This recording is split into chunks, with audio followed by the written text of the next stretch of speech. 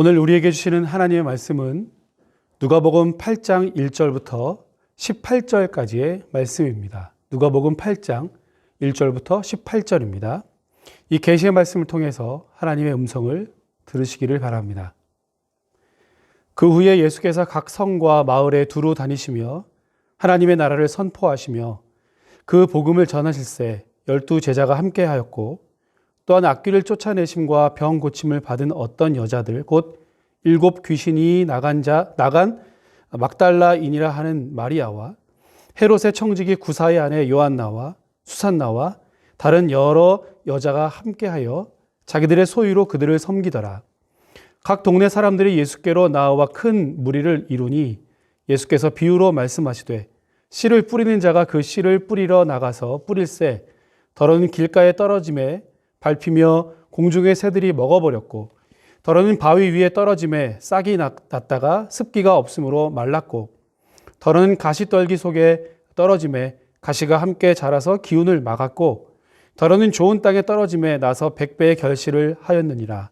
이 말씀을 하시고 외치시되 들을 귀 있는 자들은 들을지어다. 제자들이 이 비유의 뜻을 물으니 이르시되 하나님의 나라의 비밀을 아는 것이 너희에게는 허락되었으나 다른 사람에게는 비유로 하나니 이는 그들로 보아도 보지 못하고 들어도 깨닫지 못하게 하려 함이라.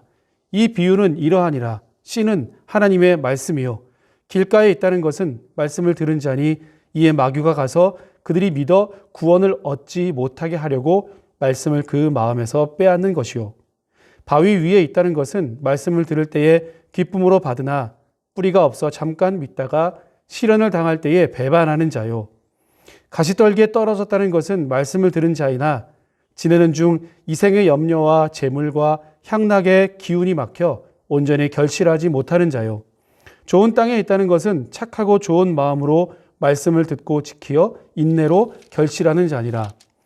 누구든지 등불을 켜서 그릇으로 덮거나 평상 아래에 두지 아니하고 등경 위에 두나니 이는 들어가는 자들로 그 빛을 보게 하려 함이라.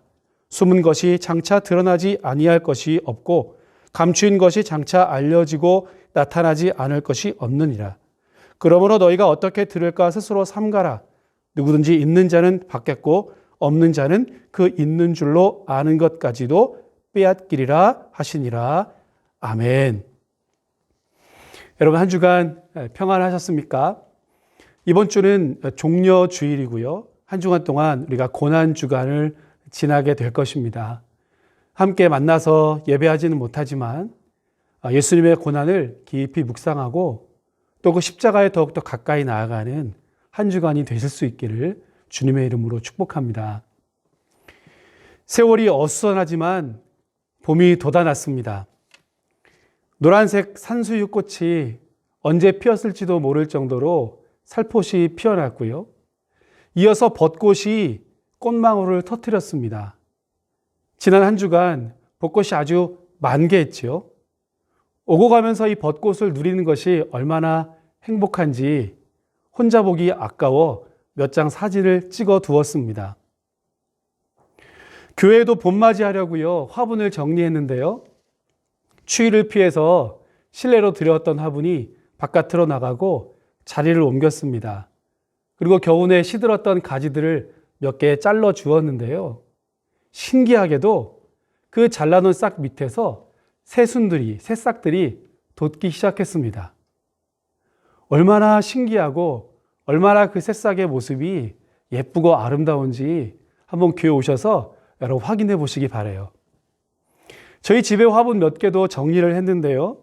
분갈이도 해주고 화분도 바꾸어 주었습니다. 그런데 한 화분을 정리하다 보니까 화분 밑에서 뾰족하고 한 싹이 올라오는 것이 보였습니다. 처음에는 그냥 잡초려니 했는데요. 자세히 보니까 잡초는 아니었습니다. 그리고 가만히 기억을 더듬어 보니까 몇 달 전인지도 모르겠는데요. 거기다가 제가 누구 소리를 듣고 아보카도 씨앗을 화분 밑에 그저 파고 던져 놓듯이 심어 놓은 것이 아니겠습니까? 그런데 몇 달이 지나고 나서 거기다 그것을 넣었는지도 몰랐는데요. 싹이 올라와서 삐죽하고 새싹이 돋은 것입니다.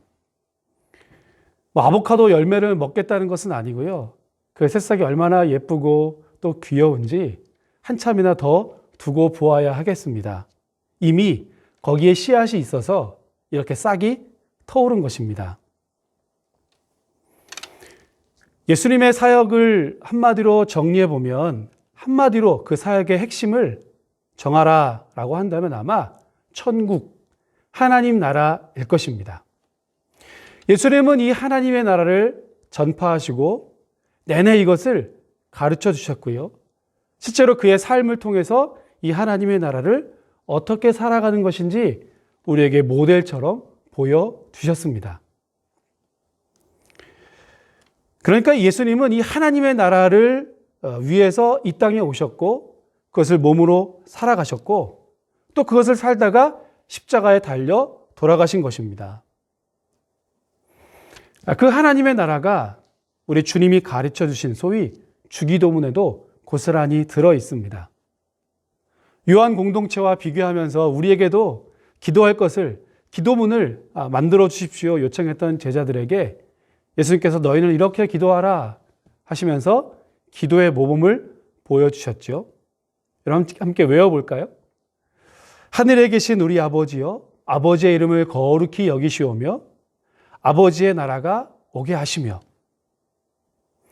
예수님은 아버지의 나라, 즉 하나님의 나라가 이 땅 가운데 오게 해 주십시오 라고 기도로 보여주셨습니다. 자, 그런데 예수님께서 하나님의 나라가 오게 해달라라고 기도하셨다면 이런 질문이 생길 수 있죠. 그럼 하나님의 나라는 지금 여기 없는 것인가? 그렇다면 그 나라는 어디에 있는 것인가? 라고 질문할 수 있을 것입니다. 바리새인이 이것을 의문을 품고 질문했어요. 언제 하나님이 어떻게 오는 겁니까? 이렇게 물었을 때 예수님은 누가복음 17장 20절과 21절에서 이렇게 말씀해 주셨습니다. 예수께서 대답하여 이르시되 하나님의 나라는 볼 수 있게 임하는 것이 아니요 또 여기 있다 저기 있다고도 못하리니 하나님의 나라는 너희 안에 있느니라. 아멘. 그러니까 하나님의 나라는 흔하게 우리가 볼 수 있는 것처럼 눈에 보이는 이 땅에 이루어지는 나라가 아니라는 것입니다. 혹은 강력한 군대나 위대한 영도자가 이끌어가는 나라도 아니라는 겁니다. 이미 그 하나님의 나라는 너희 안에, 우리 안에 있다. 이렇게 예수님 말씀한 것이지요. 자, 그러면 왜 예수님은 하나님의 나라가 이 땅에 오게 해달라라고 그렇게 기도하셨고 또 그것을 가르쳐 주셨겠습니까? 이미 우리 안에 그 하나님의 나라가 이루어지고 있다라고 하는 뜻은 그럼 과연 무엇이겠습니까? 오늘 읽은 말씀은 우리가 너무나 잘 알고 있는 씨 뿌리는 또는 씨 뿌리는 자의 비유입니다. 마태복음 13장에 천국에 관한 비유가 총 7개 나오는데요. 오늘 이 씨 뿌리는 자의 비유는 그 첫 번째, 즉 천국 비유의 서론에 해당하는 그런 비유입니다.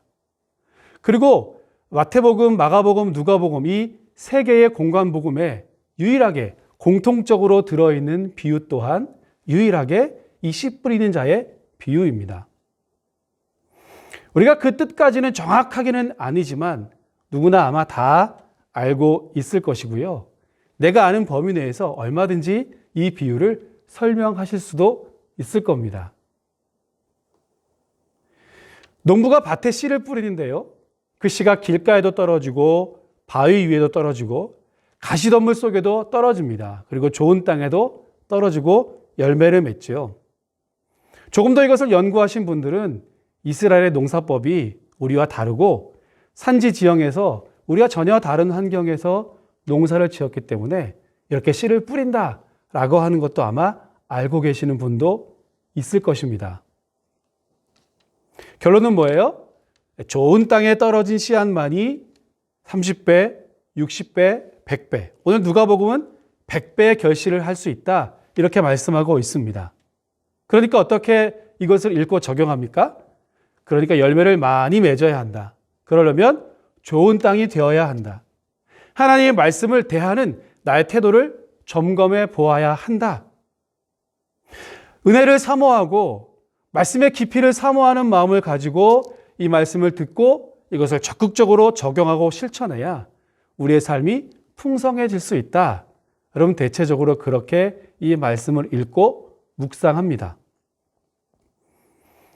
이렇게 하는 이유는 아마도 우리 안에 은연중에 열매 컴플렉스라고 하는 것이 있기 때문이 아닌가 한번 생각해 봅니다.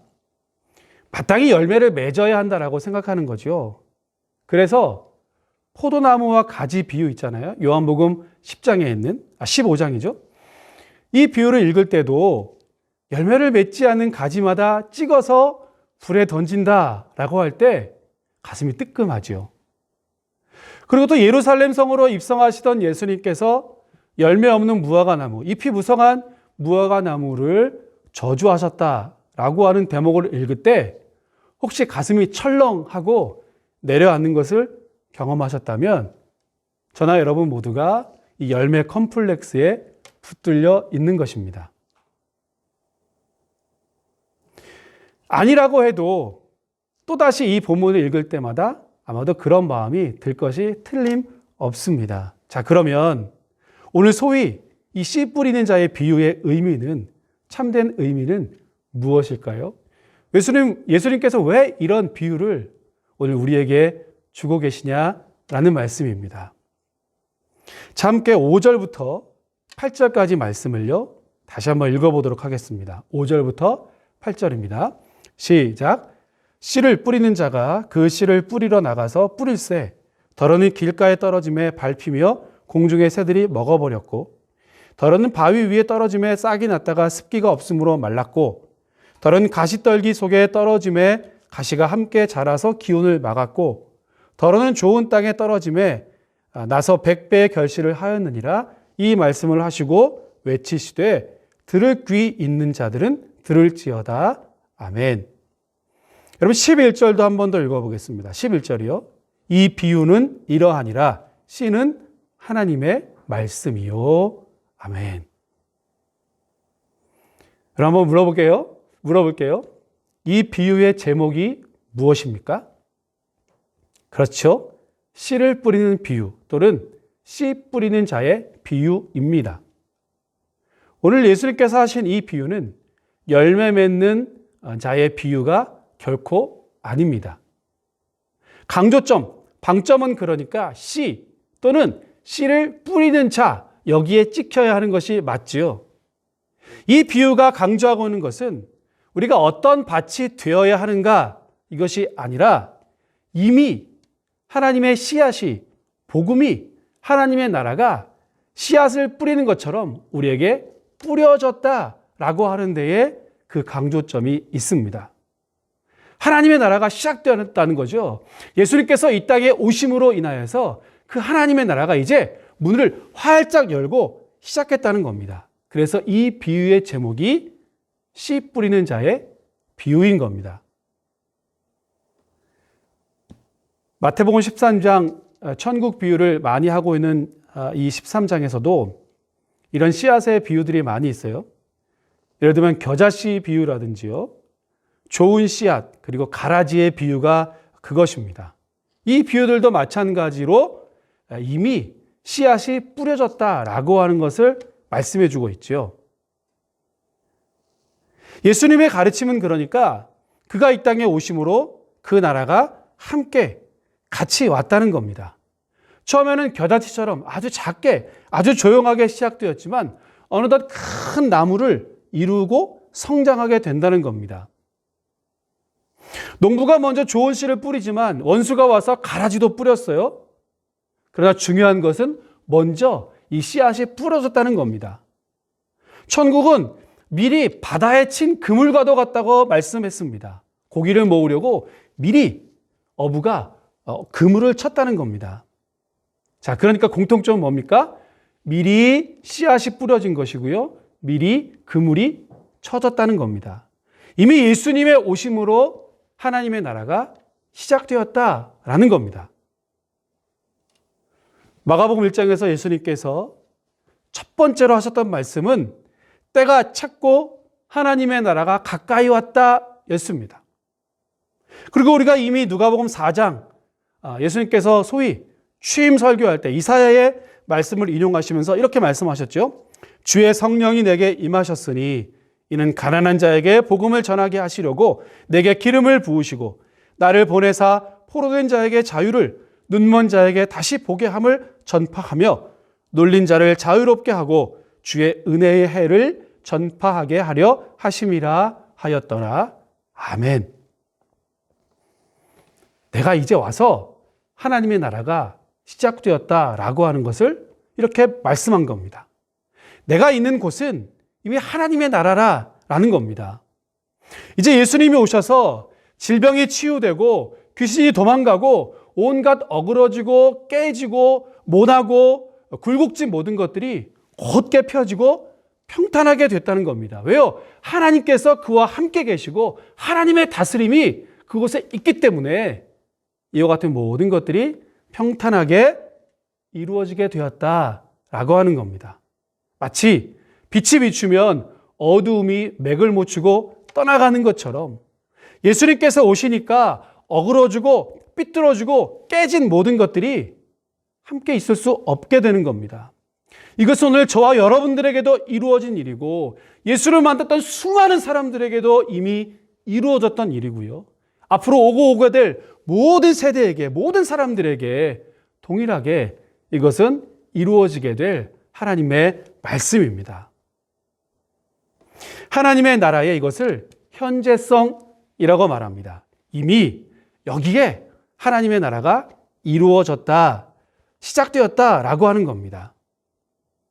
죽은 것처럼 보였던 나무에서 새순이 돋는 것처럼요.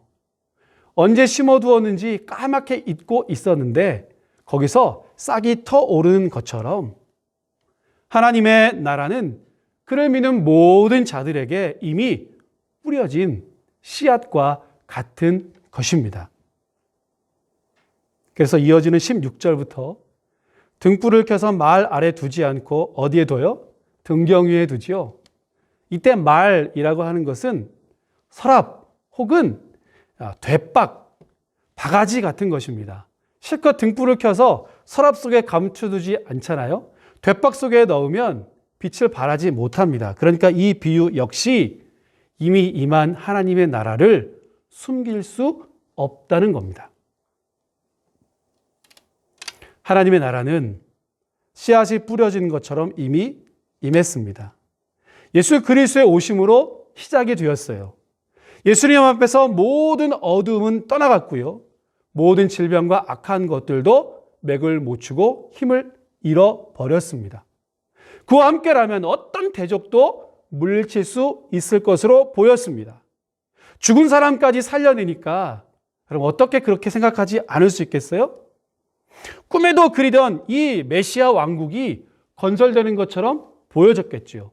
그래서 사람들은 긴장했고요. 어떤 사람들은 환호성을 질렀습니다. 기대가 만발했습니다. 그런데 그 꿈이 마치 한여름밤의 꿈처럼 사그라지게 되었죠. 그렇게 흘러서 십자가에 예수님은 죽으셨고요. 그저 내가 다시 오겠다라는 유언의 말씀을 남기고 호련히 하늘로 올라가셨습니다. 그리고 지금 여기까지 2000년이 지나왔습니다. 여전히 세상은 죄와 사망 가운데 어그러지고 깨어져 있습니다. 성경은 그 주님이 다시 오실 것이라고 말씀하고 있고요. 그리고 그때 심판이 이루어질 거라고 했지요. 그러니까 여러분 보세요. 예수님께서 이 땅에 오심으로 하나님의 나라는 이미 시작되었지만 그 완성은 우리 주님이 다시 오실 때에 완성된다라는 겁니다. 이것을 하나님 나라의 미래성이라고 말하고요.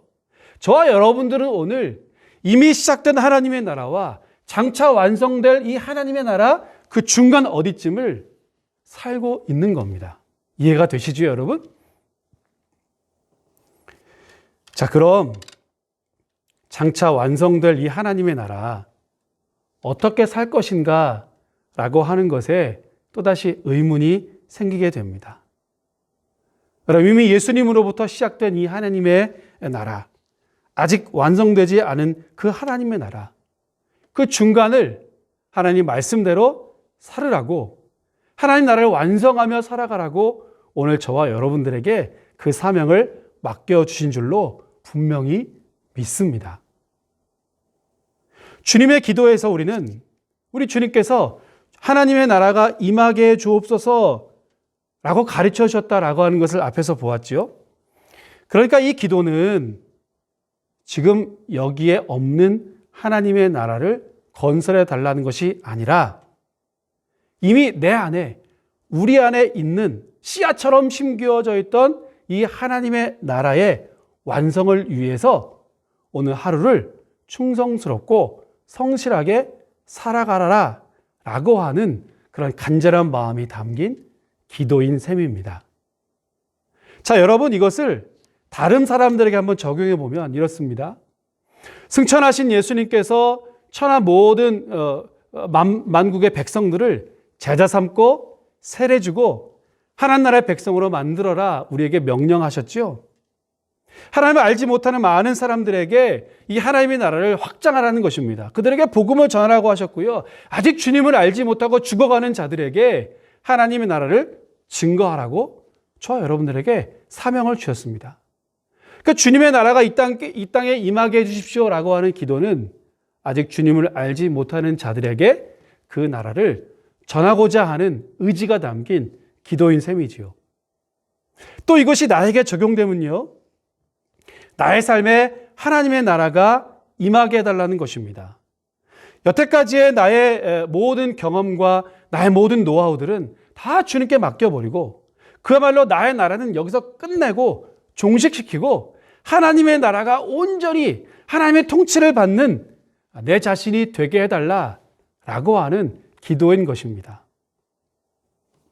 특별히 병들어 신음하고 있는 이 땅 위에 하나님의 나라가 임하게 해주십시오라고 기도하는 것은 그 모든 질병과 아픔과 죽음의 공포로부터 우리를 자유케 해달라는 기도일 것이고요. 그 하나님의 나라가 온전히 임하게 되면 그의 정의와 공의가 이루어지는 그러한 기도인 것입니다. 모든 깨어지고 어그러지고 상처나고 모든 불투명한 모든 것들이 확실하게 되어지고 모든 것들이 회복하는, 모든 관계들이 회복되는 것, 그것이 하나님의 나라가 이 땅 가운데 건설되도록 기도하는 것입니다. 자, 여러분, 이 하나님의 나라를 살아가는 것, 이것을 완성하는 것이 오늘 저와 여러분들의 사명인 줄로 분명히 믿습니다. 그렇게 기도하고 그렇게 살으라고 오늘 주님께서 오늘 말씀을 저희들에게 해 주시는 것입니다. 그런데 그 하나님 나라의 살이가 만만치 않지요. 하나님을 알지 못하는 이웃들에게, 가족들에게, 특히 자녀에게, 부모님에게 하나님을 전하고 복음을 전하는 것이 말처럼 쉽지 않습니다. 뜻대로 되지 않습니다. 얼마나 이것이 어려운지 우리가 잘 알고 있습니다. 또 나의 모든 의지를 내려놓고 주님만이 나를 다스려 달라라고 나를 내려놓는 것 또한 쉬운 일이 아니지요. 어그러지고 깨어진 세상을 회복하라 하셨는데 이것도 역시 우리의 의지대로 잘 되지 않습니다. 내 힘이 너무 약한 거예요. 이 중간을 살아가는 저와 여러분들이 너무 연약하고 너무 힘들고요. 또 유혹도 많고 시험도 많아서 때로는 절망이 들 때도 있고 포기하고 싶을 때도 참 많이 있습니다. 얼마나 이 중간을 살아가는 것이 힘든지 모른다 이 말이에요. 여러분, 오늘은 종려주일이지요. 예수님께서 스가랴 선지자의 예언대로 어린 나귀를 타고 예루살렘 성에 입성합니다. 사람들은 이제 드디어 예수님이 다스리시는 나라가, 왕국이 세워질 것이다 기대하며 호산나를 외치고 종려나무 가지를 흔들었고요. 어떤 사람들은 겉옷을 벗어서 예수님의 발 위에 깔아드렸습니다. 이제 드디어 이 새로운 나라가, 새로운 왕국이 시작될 것이라고 그들은 기대해 마지 않았습니다. 그런데 그런 기대와는 달리 예수님은 한마디 변명도 없이 단 한 번의 저항도 없이 십자가로 골고다 언덕으로 올라가셨습니다. 사람들은 이제나 저제나 혹시나 지금이라도 그 십자가에서 우리 주님이 내려오실 것을 기대했지만 거기까지가 끝입니다. 그렇게 그저 예수님은 십자가에서 자신의 삶을 온전히 내어 던지셨습니다. 엄청난 실망감과 좌절감이 밀려옵니다. 새로운 나라를 시작하겠다고 하더니 그토록 천국을 외치고 있다니 도대체 이것이 무언가? 사람들은 엄청 실망했습니다. 그렇게 하나님의 나라가 천국이 문을 닫는 것처럼 보였지요. 그런데 여러분, 거기가 끝이 아니었습니다. 우리 주님은 십자가에 달리신 3일 만에 다시 살아나시고 부활하시고 승천하셨습니다. 그리고 잠자는 자들의 첫 열매가 되어 주셨습니다. 여러분, 이 말은 예수 그리스도의 부활이 그를 믿는 모든 사람들에게도 동일하게 적용될 것이다 라고 하는 것을 보여주고 있습니다. 예수님의 부활이 우리 모두의 궁극적인 승리의 모범이 될 뿐만 아니라 모델이 된다라고 하는 것을 보여주는 겁니다.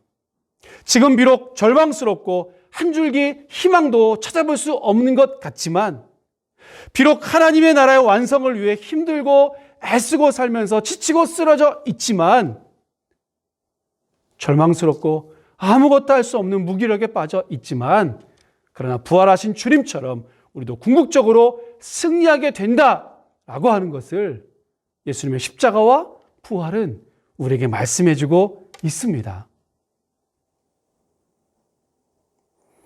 그는 좀 힘들어도, 그는 좀 아프고 어려워도 견뎌야 합니다. 아니, 견디고 참을 수 있습니다. 충분히 그렇게 우리 주님이 저와 여러분들과 함께 하실 줄로 믿습니다. 이미 잘 알고 계시는 것처럼 313년에 로마는 기독교를 승인합니다. 그리고 380년에 드디어 기독교는 로마의 국가 종교가 됩니다. 이전까지 기독교는 핍박의 대상이었지만 이제부터는 기독교를 믿지 않으면, 예수를 믿지 않으면 살 수 없는 나라가 되었다는 겁니다. 이렇게 박해를 받던 기독교가 공인되고 국가 종교로 채택될 때까지, 물론 이것은 전적으로 하나님의 은혜였습니다만, 이 짧은 기간 동안에 도대체 무슨 일이 어떻게 이루어졌는지를 많은 학자들은 공부하고 또 고민해 보았습니다. 여러분, 실제로 로마가 기독교를 공인하고 기독교 국가로 선포되었을 때에 이미 제국 내 10% 이상 기독교인이었다고 합니다. 황제 콘스탄틴의 어머니 헬레나는요, 독실한 크리스천이었고요. 예수님의 십자가가 세워지는 그 터 위에 교회를 세워줄 정도로 매우 기독교의 호의를 가지고 있었습니다. 그러니까 국가 종교로 이 기독교를 채택할 때 이 기독교 세력을 로마 정부는 무시할 수 없었다는 겁니다. 쉽게 말하면 이 기독교인들에게 잘 보여야 정권을 유지할 수 있었다. 그래야 한 표라도 더 표를 얻을 수 있었다라는 겁니다. 그러니까 이 기간 동안에 초기 1세기 동안에 숱한 박해를 겪었지만 300년, 400년이 되어질 때까지 이 기간 동안에 기독교는 극심한 박해 속에서 살아남았을 뿐만 아니라 오히려 더 성장을 했다는 겁니다. 그 이유가 뭘까? 기독교 사회학자인 로드니 스타크가요, 그의 책 기독교의 발흥이라고 하는 책에서 다음과 같은 이야기를 우리에게 들려주고 있습니다. 이 사람은요, 신학자는 아닌데 사회학적인 관점에서 기독교를 연구하는, 특히 기독교가 왜 이렇게 폭발적으로 성장하게 되었을까를 연구하는 사람입니다. 165년에요. AD 165년에 마르쿠스 아우렐리우스 황제 때에 이 로마 제국 안에 극심한 전염병이 돌기 시작합니다. 그 병이 무엇인지 정확히 알 수 없습니다만 적어도 이 역병이 돌던 15년 동안에 로마 제국 내에 4분의 1 또는 3분의 1이나 되는 수많은 사람들이 죽었답니다. 이뿐이 아니에요. 황제도 이 180년경에 비엔나에서 이 역병으로 죽게 되었고요. 약 100년 뒤, 그러니까 251년에는 동일한 파괴력, 이전보다 더 강력한 파괴력을 가진 전염병이 또다시 돌기 시작합니다. 이때는 도시뿐만 아니라 농촌도 많은 피해를 입었다고 합니다. 그러니까 100년 동안에 로마 제국이 큰 전염병을 2번이나 겪었다는 말입니다. 이전까지 많은 학자들이 대체적으로요, 로마가 쇠망한 이유를 도덕적인 타락에서 찾았습니다. 그런데 최근 이 사회학자들은 역병으로 인해서 로마 제국이 더 이상 버틸 수 없었다는 겁니다. 여러분 생각해 보십시오. 3분의 1, 4분의 1이 다 죽어나가는데 어떻게 그 제국을 유지할 수가 있었겠습니까? 그래서 이 로드니 스타크도 이렇게 주목하는 거예요. 이 165년과 251년에 이 사이에 2번의 역병이 있었음을 주목하고요. 이 기간 동안에 기독교가 증가했다는 겁니다. 자, 보십시오. 먼저 기독교인들은 철저하게 위생을 지켰습니다. 잘 씻겼고요. 깨끗한 물만 먹어도 살 확률이 높았을 만큼 당시의 위생관념이 별로 없었다는 거예요. 특히 병든 이웃을 외면하지 않습니다. 그것은 기독교인이든 그렇지 않든 이방인이든 이교도든 상관하지 않고 헌신적으로 병자들을 돌봐 주었습니다. 심지어 가족들이 버리고 간 이 환자들까지 정성스럽게 돌봐주었다는 겁니다. 그러니까 기독교인들이 살고 있는 동네, 기독교 공동체의 사망률은 현저히 낮았던 것이고요. 이것이 외부인들의 이교도의 눈에 띄게 보였다는 겁니다. 집단 전염병 기간, 그리고 이 전염병이 마치고 나서 그래서 이방인들이, 이교도들이 너나 할 것 없이 기독교로 개종을 했다라고 하는 것이 이 사람의 주장입니다. 그것을 증언하는 글이 남아 있는데요. 알렉산드리아의 감독이었던 디오니우스가 260년 부활절 편지에서 이렇게 썼습니다. 우리 기독교인 형제들은 대부분 무한한 사랑과 충성심을 보여주며 한시도 몸을 사리지 않고 상대방을 배려하는데 온 힘을 쏟았습니다. 그들은 위협을 무릅쓰고 아픈 자를 도맡아 그리스도 안에서 모든 필요를 공급하고 섬겼습니다. 그리고 병자들과 함께 평안과 기쁨 속에서 생을 마감했습니다. 그들은 환자로부터 병이 옮자 그 아픔을 자신에게로 끌어와 기꺼이 고통을 감내했습니다.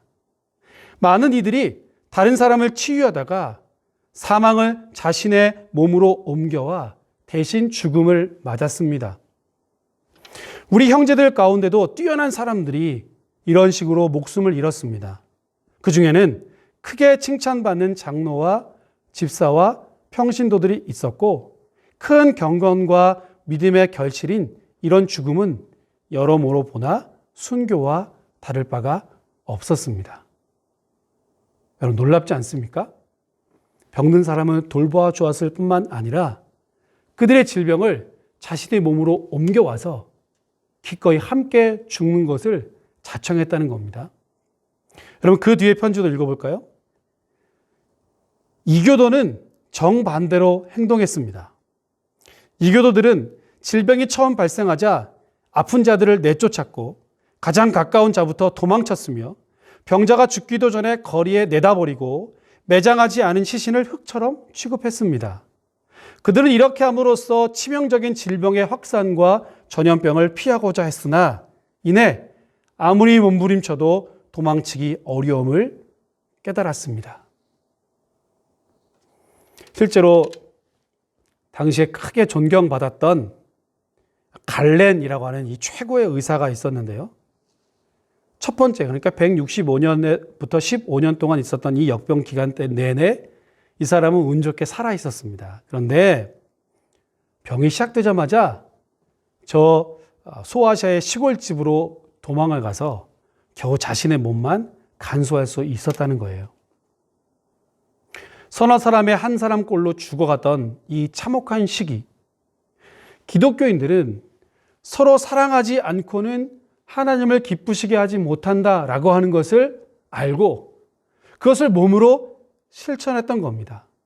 예수님께서 친히 자신의 몸을 십자가에 달려 죽으심을 통해서, 그 희생을 통해서 자기를 사랑하신 것을 알고 믿었던 것처럼 그들은 그것을 그대로 그 모든 질병을 자신의 몸으로 가져와서 함께 그 사랑을 실천했던 것입니다. 이런 책임은 가족과 부족의 경계를 넘어서 이교도들에게, 모든 믿는 자들에게로 확장되었습니다. 당시 이것은 가히 혁명적이고 그야말로 개혁적인 그런 생각이었고 행동이었습니다. 오늘 본문식으로 말하면 이미 시작된, 이미 뿌려진 그 하나님의 나라를 몸으로 부딪히고 살아냈다, 이렇게 표현할 수도 있을 겁니다. 왜 두렵지 않았겠습니까? 왜 무섭지 않았고요? 왜 도망가고 싶지 않았겠습니까? 그런데 이들은 그 사망을 자신들의 몸으로 옮겨와서 그 사랑을 실천하며 살았다고 이렇게 우리에게 말씀해주고 있습니다. 사랑하는 건강한 교회 성도 여러분, 참 많이 힘들고 어려우신 줄로 압니다. 얼마나 많이 어려우세요? 창궐하는 전염병으로 더 우리의 생활이 뒤죽박죽 되었어요. 그리고 교회도 오고 가지 못하는, 그야말로 사는 게 아닌 것처럼 우리의 삶이 온통 혼란과 어려움에 빠져 있습니다. 그러나 여러분, 그럼에도 불구하고 우리는 승리하게 될 것입니다. 이 궁극적인 승리는 저와 여러분들에게 주어져 있습니다. 왜 그래요? 예수님이 십자가에 달리셨고 친히 우리의 모든 죄와 아픔을 감당하시고 죽으심으로 부활하심으로 우리에게 이 승리의 모범을 보여주셨기 때문입니다. 이 십자가 붙들고 이 십자가 바라보고 넉넉히 우리 아픔과 고통과 이 하나님 나라의 중간을 살아가는 이 모든 어려움들을 온전히 이기고 승리하시는 저와 여러분 모두가 되실 수 있기를 주님의 이름으로 간절히 축복합니다. 여러분, 그렇게 말씀 붙들고 살아갈 때 반드시 우리의 삶에 100배 결실하는 놀라운 은혜가 있을 줄로 분명히 믿습니다. 기도하겠습니다. 하나님, 우리에게 하나님의 나라를 살라고 또 그 나라를 완성하라고 사명 주셨건만 마귀의 유혹으로 그 나라를 빼앗길 때가 얼마나 많이 있었는지요. 시련을 당할 때마다 그나마 틔운 싹도 말라버렸고 세상의 염려와 재물의 향락에 온전히 결실하지도 못했습니다. 그러나 이미 우리에게 그리고 나에게 그 하나님의 나라가 시작되었사오니 끝까지 참고 견디고 그 나라를 전하며 증거하게 하여 주옵소서. 이제 나의 나라는 끝을 내고 하나님 나라만 서게 하여 주옵소서. 병들어 신음하는 이 땅 위에 그 하나님의 나라가 임하게 하여 주시옵소서. 특별히 종려주일과 고난주간을 맞이하며 십자가를 지신 주님과 함께 이 하나님의 나라를 온전히 세울 힘과 용기와 믿음으로 우리를 충만하게 채워 주시옵소서. 감사를 드리옵고 이제는 우리 주 예수 그리스도의 은혜와 하나님 아버지의 무한하신 사랑하심과 성령의 위로하시고 교통하시는 은혜가 하나님 나라 살이에 기꺼이 자신의 삶을 던진 건강한 교회 성도들 머리 위에 그리고 병들어 신음하는 열방과 이 나라 이 민족 위에 이제로부터 영원토록 함께 계시옵기를 간절히 쉬거나옵나이다. 아멘.